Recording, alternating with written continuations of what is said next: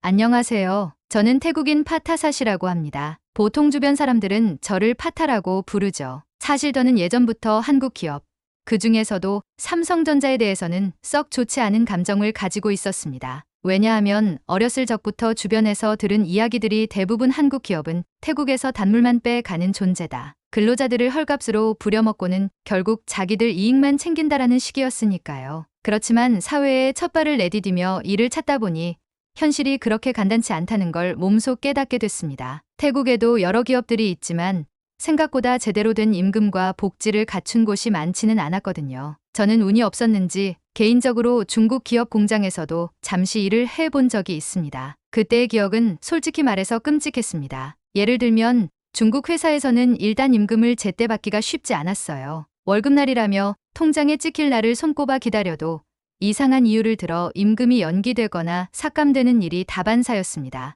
회사 측 식당을 이용하면 식사비 공제라는 명목으로 월급에서 몇백 바씩 빠져나갔고 장시간 야근이 기본이면서도 야근 수당을 전혀 주지 않기도 했죠. 게다가 사고가 나면 근로자 책임을 떠넘기는 경우도 부지기수였습니다. 저는 한 달 정도 일하고 난 뒤에 도저히 견딜 수 없어 그만둬야만 했죠. 그런 상황에서 우리 지역에 꽤 유명한 한국 기업인 삼성전자가 있다는 소문을 들었습니다. 애청자 여러분, 1초만 소중한 시간 내주시어 좋아요 부탁드립니다. 그럼 오늘의 사연 계속됩니다.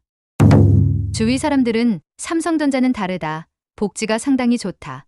근무 환경이 깔끔하고 안전장비도 잘 갖춰져 있다며 칭찬하는 말들을 종종 했어요. 하지만 저에게는 여전히 한국 기업은 결국 태국에서 이익만 챙기고 갈 거지라는 선입견이 남아 있었습니다. 그래서 처음엔 관심도 안 두고 있었는데 집안 사정이 급해지면서 결국 삼성전자 태국법인에 입사를 지원하게 되었죠. 그리고 저는 그렇게 싫어하던 혹은 의심하던 삼성전자에 덜컥 합격하게 되었습니다. 내가 어떻게 합격했지라는 당혹감도 있었지만 동시에 이왕 합격한 거 최대한 그들이 주는 이익을 내가 뽑아내자라는 계산이 제 머릿속을 스쳤습니다. 그 시절 저는 어쩐지 삼성이 우리를 착취할 테니까 나도 반대로 이 회사에서 뽑을 수 있는 건 다 뽑겠다는 마음을 먹게 되었어요. 제가 처음 공장에 발을 디딘 날 정말 깜짝 놀랐습니다. 왜냐하면 제가 이전에 경험한 중국 기업의 공장과는 완전히 달랐거든요. 우선 건물 내부가 깨끗하고 바닥에는 먼지 하나 없을 정도로 잘 관리되고 있었습니다. 여기가 정말 공장 맞나?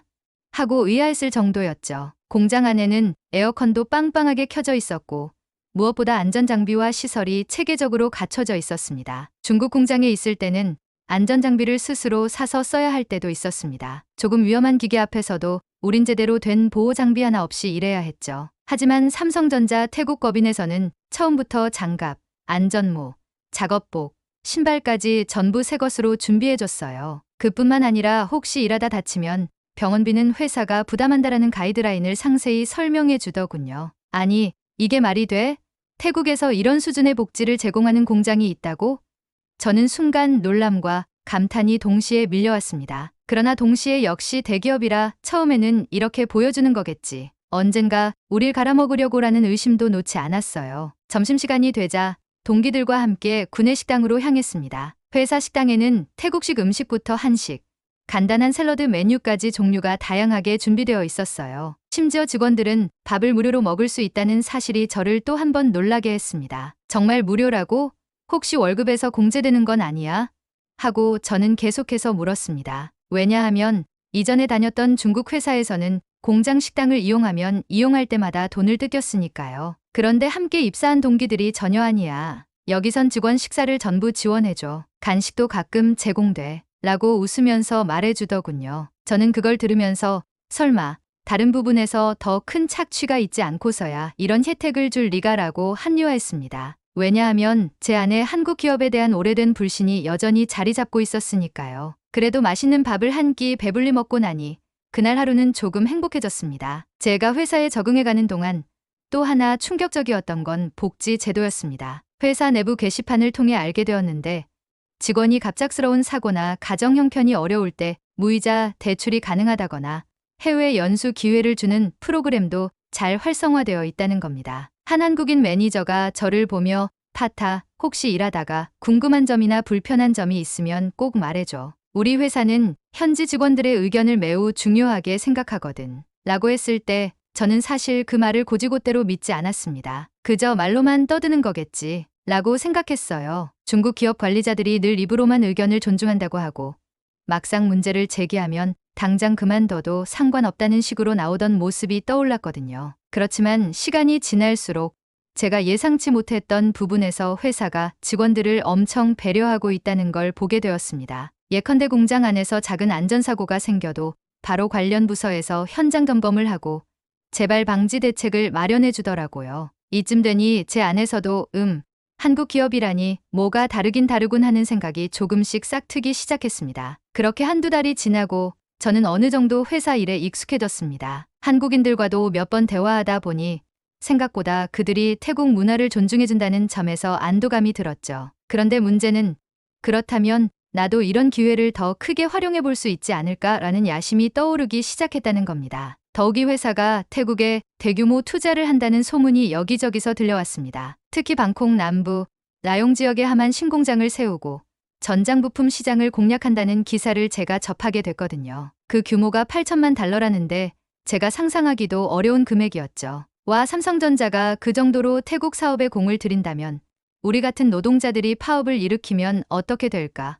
이런 생각이 머리를 스쳤습니다. 회사가 이미 투자해버린 상황이라면 파업으로 공장이 멈추면 손해가 엄청날 테니 우리가 요구하는 임금을 들어줄 확률이 클 거라고 판단한 거죠. 사실 제 주변에도 저와 같은 생각을 가진 동료들이 하나둘씩 모이기 시작했습니다. 겉으론 삼성전자 정말 좋아, 잘해주네라고 말하면서도 속으로는 더 뜯어낼 수 있으면 뜯어내야지라고 생각하는 사람들이 꽤 많더라고요. 그 무렵 저는 우연히 예전에 일했던 중국 기업에 관한 소식을 접하게 되었습니다. 그쪽도 새로 공장을 지을 계획인데 근무 조건이나 임금 수준이 어떤지 궁금하다 싶어서 아는 지인에게 전화해봤죠. 돌아온 답은 역시나 실망스러웠습니다. 기본급은 업계 최저 수준이었고 휴가는 거의 없으며 아파서 결근하면 바로 임금 삭감이 이루어졌습니다. 안전장비도 부실해서 사고가 나면 근로자가 책임져야 한다는 사실도 너무나 충격적이었죠. 게다가 식비, 복지 제도가 전혀 없거나 있다 해도 문의만 존재하는 수준이었습니다. 솔직히 듣는 순간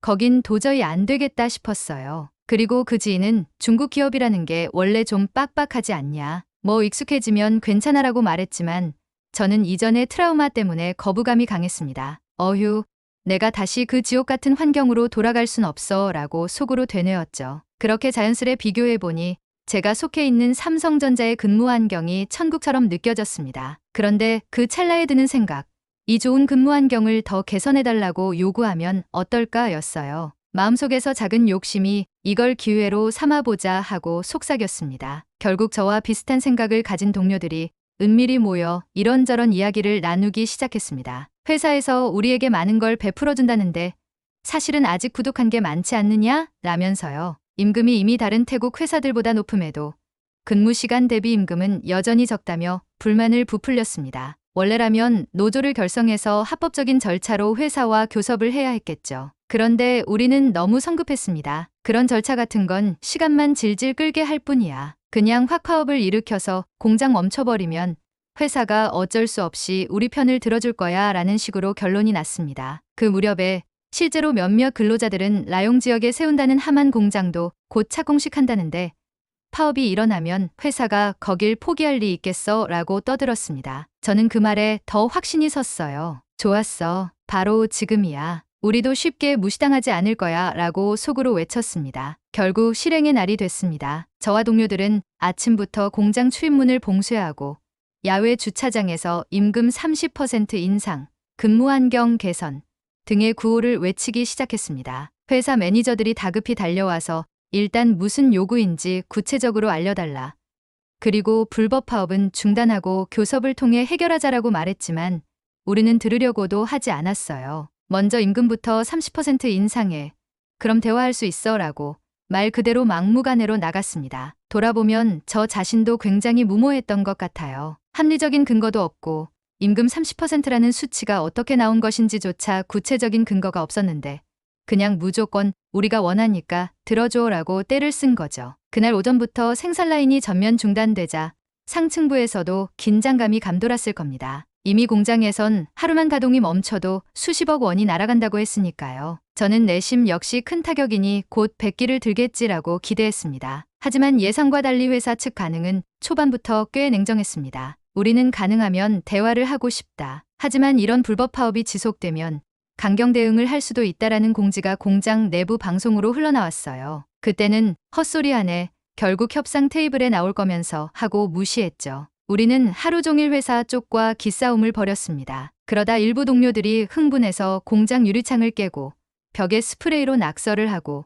심지어 회사 기물을 훼손하는 사태까지 벌어졌습니다. 저도 그 장면을 말리기는커녕 오히려 더 과감하게 행동하자 하며 부추겼죠. 그런데 오후가 되자 경찰이 투입되었습니다. 순식간에 진압이 이루어지면서 시위대는 뿔뿔이 흩어졌습니다. 시설 파손 정도가 꽤 심했고 경찰은 몇몇 과격 시위자들을 체포해 갔습니다. 저는 간신히 체포는 면했지만 뒤숭숭한 기분이 들었습니다. 파업이 이렇게 폭력적으로 흐를 줄은 저도 예상 못했거든요. 공장 건물 유리창과 기계 설비 일부가 망가지고 라인이 완전히 멈췄다는 소문이 퍼졌습니다. 그날 회사가 입은 손실액이 어마어마하다고들 하더군요. 그래서 저는 이제야 회사가 강하게 나오진 못하겠지. 결국 협상을 하자고 매달릴 거야. 이 정도 손해면 분명 우리가 이긴 게임이야 라고 속으로 쾌재를 부르기도 했습니다. 하지만 결과는 제 기대와 정반대였습니다. 며칠 후 회사 측에서 공식 발표가 나오기를 이번 사태를 계기로 태국 투자 계획을 전면 재검토하겠다. 라용 지역 하만 신공장 설립은 취소하며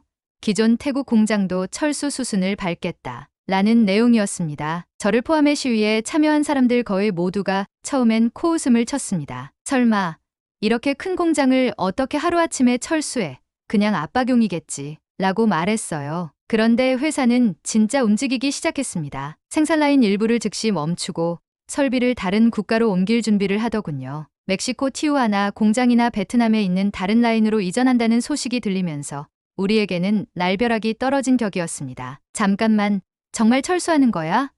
이건 말도 안 되잖아 라며 좌절감이 엄습했죠. 삼성전자가 철수한다는 뉴스가 나오자 태국 정부도 발칵 뒤집혔습니다. 특히나 라용 지역 하만 신공장이 취소된다는 소식은 그 주변 지역민들에게도 큰 충격이었어요. 왜냐하면 새 공장이 들어오면 최소 1000명 이상의 신규 고용이 생긴다고 알려졌거든요. 지역 상권도 살아나고 협력업체들도 부품 납품 계약을 통해 함께 성장할 수 있으리라고 기대했는데 그 모든 게 물거품이 돼버린 겁니다. 정부 관계자와 고위 관료들이 부산스럽게 움직이며 삼성전자 측과 다시 협상하겠다. 파업 노동자들도 빨리 풀어주고 교섭을 재개하자라고 발표했지만 회사는 이미 마음을 굳힌 것처럼 보였습니다. 불법 파업과 폭력 사태로 시설 파손까지 일어난 이상 태국에서 더 이상의 안정적 사업 운영이 어렵다라는 게 그들의 공식 입장이었죠. 더 웃기는 건 그 무렵 한국에서 불법으로 체류하다가 추방당한 태국인들이 잇따라 귀국해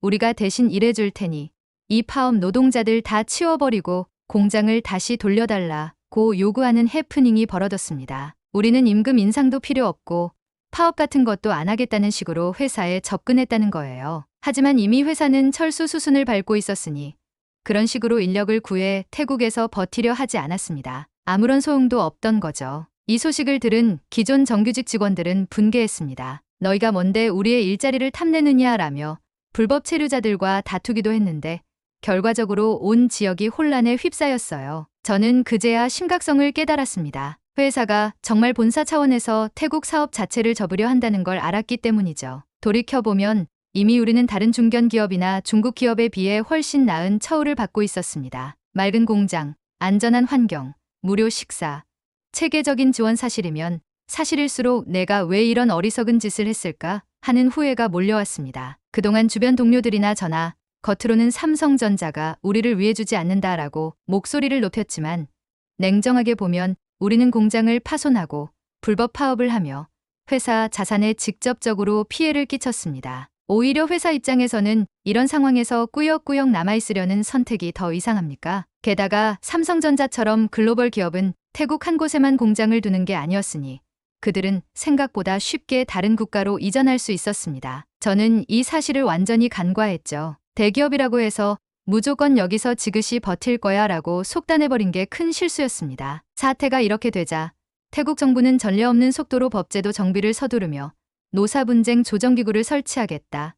앞으로 불법 파업에 대한 처벌을 강화하겠다 하고 일종의 진화에 나섰습니다. 하지만 이미 불편해진 분위기는 되돌리기 어려웠습니다. 삼성전자는 선언문을 통해 철수는 번복 불가능하며 나용 지역 하만 신공장 설립은 완전히 백지화된다. 우리 회사는 더 이상 태국에서 사업을 지속하지 않겠다. 관련 투자금과 설비를 다른 지역으로 옮기는 절차를 진행 중이다라고 공식 발표했어요. 공장이 완전히 철수되면 저와 같은 생산직 근로자들은 순차적으로 해고될 수밖에 없습니다. 희망퇴직이라는 이름으로 정리를 한다든가 협력업체와의 계약 해지도 불가피해지고요. 이로 인한 경제적 타격은 어마어마하게 클 겁니다. 그리고 실제로 이미 주변 상권도 손님이 뚝 끊길까봐 잔뜩 불안해하고 있습니다. 그렇다고 해서 제가 다른 기업에 지금 당장 옮겨가는 것도 쉽지 않습니다. 특히 중국 기업은 앞서 말씀드렸듯 근무 환경이 좋을 리가 없고 파업이라는 시도 자체를 용납하지 않죠. 어디 다른 대안이 있는 것도 아니고 결국 저를 포함해 많은 사람들이 우왕좌왕하고 있습니다. 혹자는 그래도 다른 해외 기업이 올 거야 라고 말하지만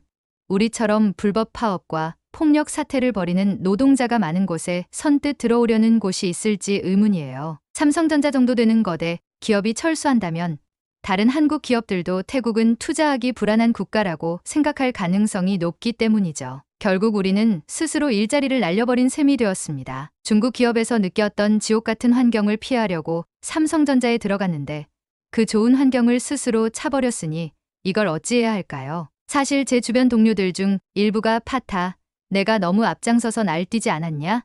정식 노조를 통해 합법적으로 협상했으면 회사가 우리 말도 어느 정도는 들어줬을 텐데라며 저를 원망합니다. 솔직히 제가 주동자 중 한 명이었기에 그 말을 부정하기도 힘듭니다. 저 자신도 스스로를 자책하고 있어요. 그동안 회사가 해준 복지와 지원들을 다시 떠올려 보면 제가 도대체 왜 그렇게까지 흥분해서 공격적인 태도로 임금을 더 달라고 악을 썼는지 이해가 안 갑니다. 때로는 합법적으로 협상을 진행해 요구 사항을 전달하고 서로 대화하는 과정이 필요했을 텐데 우리는 그저 폭력과 강경책만 휘두르다 회사 신뢰를 무너뜨렸죠. 이제 회사는 철수 과정을 가속화하고 있고 태국 정부와 지역 사회는 혼란에 빠져 있습니다. 공장 문이 닫히고 설비가 하나둘씩 해체되어 배로 실려나가는 풍경을 직접 보게 되니 더더욱 뼈아프게 느껴집니다. 아, 진짜로 떠나는구나 하면서요. 마지막으로 제가 이 이야기를 하면서 꼭 드리고 싶은 말이 있습니다. 예전에는 저도 한국 기업들은 태국에서 단물만 빼간다고 굳게 믿었어요. 그런데 그 실상을 겪어보니 오히려 삼성전자는 저희에게 안정적인 임금과 훌륭한 복지, 그리고 안전한 근무 환경을 제공하는 대단히 우수한 회사였습니다. 중국 기업과 비교하면 하늘과 땅 차이라는 걸 전 직원들이 느꼈을 정도예요. 문제는 제가 그 우수함을 감사히 여기지 못하고 무작정 더 큰 요구를 하며 불법적인 방식으로 파업을 벌여버렸다는 점이죠. 그로 인해 삼성전자는 우리가 깽판 치는 태국보다는 더 나은 환경에서 사업을 펼칠 수 있는 다른 곳을 택해버렸습니다. 솔직히 말해서 그들이 떠나는 걸 탓할 수도 없어요. 앞으로 태국 정부가 어떻게 노사관계를 개선하고 투자 환경을 안정시킬지 모르겠지만 이미 한번 무너진 신뢰를 회복하기가 쉽지 않을 겁니다. 저는 이 모든 상황을 지켜보며 한없이 후회하고 있습니다. 왜 그때 조금 더 이성적으로 행동하지 않았을까 하고요. 요즘은 밤에 잠도 잘 오지 않습니다. 회사가 떠나가고 나면 제 일자리는 물론이고 지역 경제 자체가 무너질 수밖에 없는데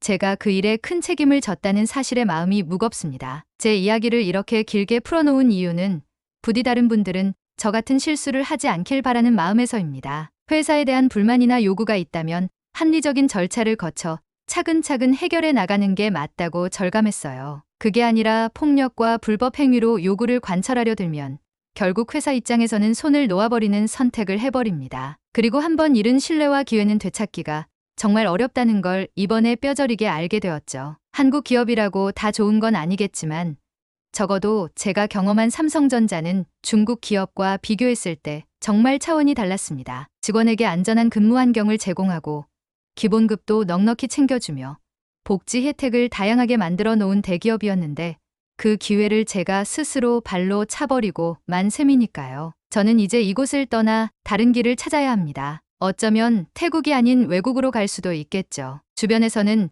그래도 중국 기업이라도 가서 일하지 그러냐라고 말하지만 저는 중국 기업의 근무 환경이 어떤지 이미 충분히 겪어봤습니다. 그리고 삼성전자의 기준을 알고 나니 차마 거기로 돌아갈 엄두가 나지 않아요. 결국 지금 이 자리에서 제가 할 수 있는 건 제 무지함과 욕심을 인정하고 앞으로는 더 현명하게 행동하겠다고 스스로 다짐하는 것뿐입니다. 그리고 이 고백을 통해 저 같은 실수를 반복하는 사람이 조금이라도 줄어들었으면 좋겠습니다. 불법적인 방식으로 큰 회사를 압박하면 그 대가는 생각보다 훨씬 혹독하다는 걸 꼭 말씀드리고 싶어요. 이상 태국인 파타 4세 이야기였습니다. 마지막 순간까지 한국은 태국에서 단물만 빼간다고 확신하던 제가 정작 삼성전자라는 곳에서 크게 은혜를 입고도 몰라봤다가 결국 파업을 일으켜 철수를 자초한 어리석은 사연이죠. 지금은 하루하루가 괴롭고 이 선택을 돌이킬 수 없다는 사실에 자책감을 안고 지냅니다. 언젠가 기회가 다시 온다면